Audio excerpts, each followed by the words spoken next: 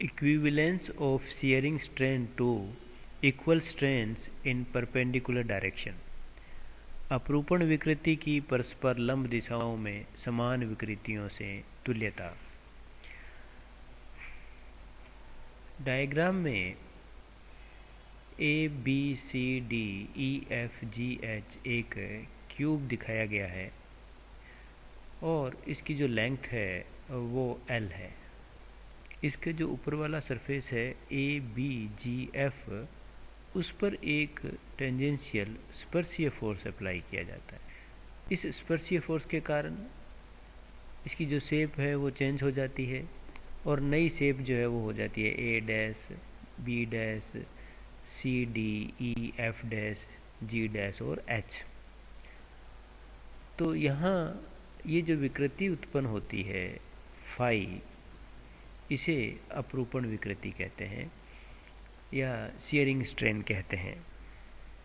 और जो एल लंबाई का क्यूब है, इसके सामने वाला जो ये फेस है ए बी सी डी, इसको इस सेकंड डायग्राम में दिखाया गया है। सिर्फ सामने वाले फेस को दिखाया गया है और इसका जो सी डी, ये नीचे वाला जो फेस है, ये वाला फेस जो है ये फिक्स है, स्थिर है। जब ऊपरी सरफेस पर टेंजेंशियल या स्पर्शी फोर्स लगाते हैं तो ये जो क्यूब है ये कोण फाई से विरूपित हो जाता है। बल लगाने के पश्चात घन के जो फलक है उसकी नई स्थिति जो है वो ए डैश, बी डैश, सी और डी हो जाएगी। यह क्यूब का सामने वाला फलक है ए बी सी डी, और नई स्थिति में टेंजेंशियल फोर्स लगाने के बाद इसकी जो स्थिति हो जाती है वो हो जाती है ए डैश, बी डैश, सी और डी। तो फिर इस स्थिति में शियर स्ट्रेन जो है, अपरूपण विकृति की जो वैल्यू होगी वो हो जाएगी A dash divided by A D, और इसे B B dash by B C भी कह सकते हैं। और यदि ए से ए डैश की जो डिस्प्लेसमेंट वो डेल्टा एक्स है तो इसे लिखा जा सकता है delta x by capital L. यह शियरिंग स्ट्रेन होगा। इस प्रकार शियरिंग स्ट्रेन की जो वैल्यू है फाई की वो हो जाएगी delta x by L. Delta x यहाँ ए का ए डैश तक डिस्प्लेसमेंट है या बी पॉइंट का जो है वो बी डैश तक डिस्प्लेसमेंट को रिप्रेजेंट करता है। अब जो फलक सामने वाला है ए बी सी डी, इसमें जो डायगोनल है एक है ए सी और एक है बी डी। जो ए सी डायगोनल है उसकी लंबाई बी डी के इक्वल है और वो √2l के इक्वल होगी। अपरूपण होने के बाद ए सी जो है वो ए डैश सी में बदल जाता है और बी डी जो है उसकी पोजीशन बी डैश डी हो जाती है। इस प्रकार ए सी की जो लंबाई है वो तो कम हो जाती है और जो बी डी की लंबाई है वो बढ़ जाती है। मीन्स बी डी जो है वो इंक्रीज होता है और इंक्रीज होकर उसकी नई पोजीशन जो हो जाती है वो हो जाती है बी डैश डी। इसी प्रकार जो ए सी है उसकी लंबाई में जो है वो कमी हो जाती है और यह जो कमी है ए सी की लंबाई में कमी होकर और ये हो जाती है A dash C.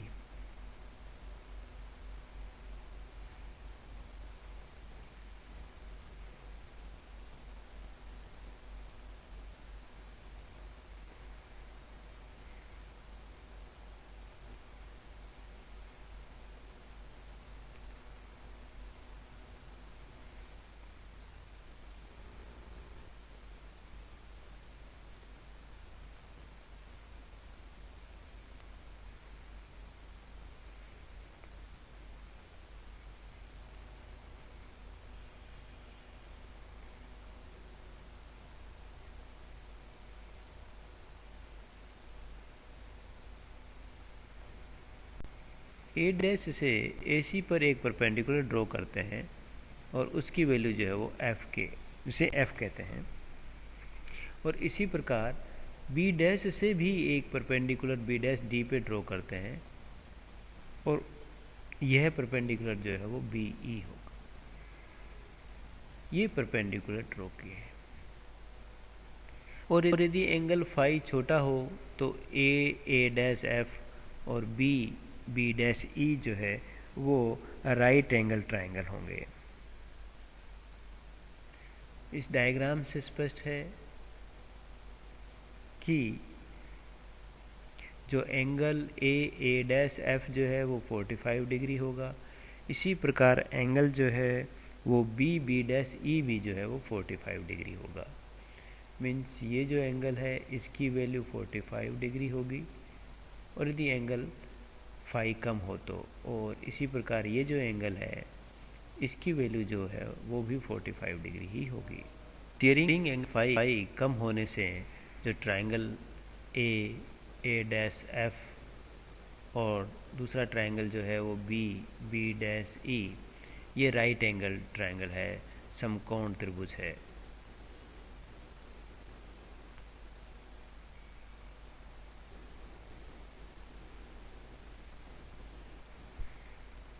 Right angle triangle है, और जो एंगल होगा यहाँ A dash A F equal to 45 degree होगा।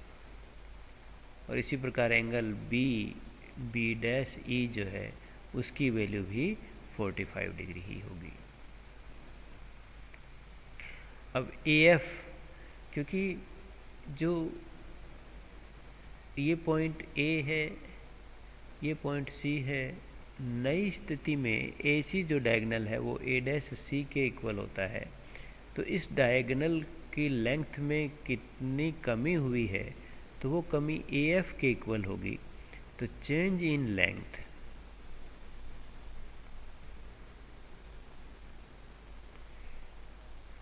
Of A C, change in length of A C diagonal जो है वो हो जाएगा ए सी माइनस ए डैश सी, और इसको ए एफ कह सकते हैं। तो ए एफ की वैल्यू जो है वो डायग्राम से A F divided by A dash equal to cos 45 degree होगा। तो फिर ए एफ की जो वैल्यू है यहाँ से वो मिलेगी ए डैश कोस 45, और ए डैश जो है वो डेल्टा एक्स है, तो डेल्टा एक्स बाई √2। तो ए एफ की जो वैल्यू हो गई वो हो गई डेल्टा एक्स बाई √2। तो फिर इसमें कंप्रेशन स्ट्रेन कितनी होगी?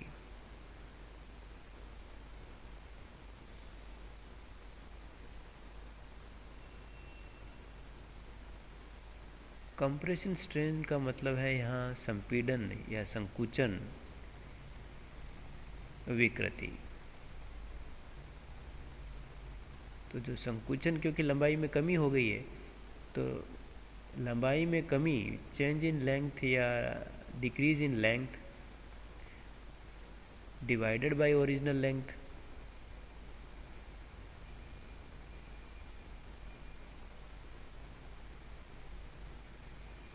तो चेंज इन लेंथ जो है वो डेल्टा एक्स बाई √2 है, और ओरिजिनल लेंथ जो है वो AC की जो लंबाई है वो √2l के इक्वल है, डायगोनल है ये, इसलिए क्यूब का डायगोनल है, या क्यूब के सामने फेस का जो है वो डायगोनल है। तो इसकी वैल्यू हो गई डेल्टा एक्स बाई 2l। इस प्रकार हम इसको कह सकते हैं कि फाई सी कंप्रेशन जो है विकृति, उसकी वैल्यू होगी डेल्टा एक्स बाई 2l।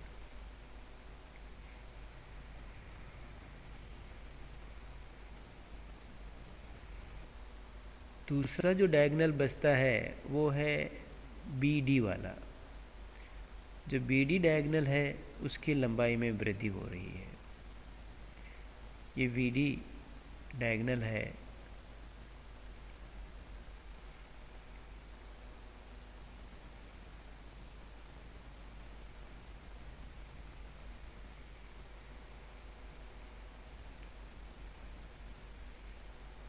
इस सिचुएशन में जो ट्रायंगल है ये भी राइट एंगल ट्रायंगल है, इसलिए जो ट्रायंगल यदि हम बात करें बी बी डैश ई, तो इसके अंदर जो बी डैश ई की वैल्यू होगी वो हो जाएगी B B dash cos 45। Elongation strain या प्रसार विकृति, जो बी डी डायगोनल है उसकी लंबाई में चेंज हुआ है, तो वो जो लंबाई में चेंज है वो इक्वल होगा B dash D minus B D, और ये इक्वल होगा बी डैश ई के। ये चेंज इन लेंथ है, तो ये जो चेंज इन लेंथ है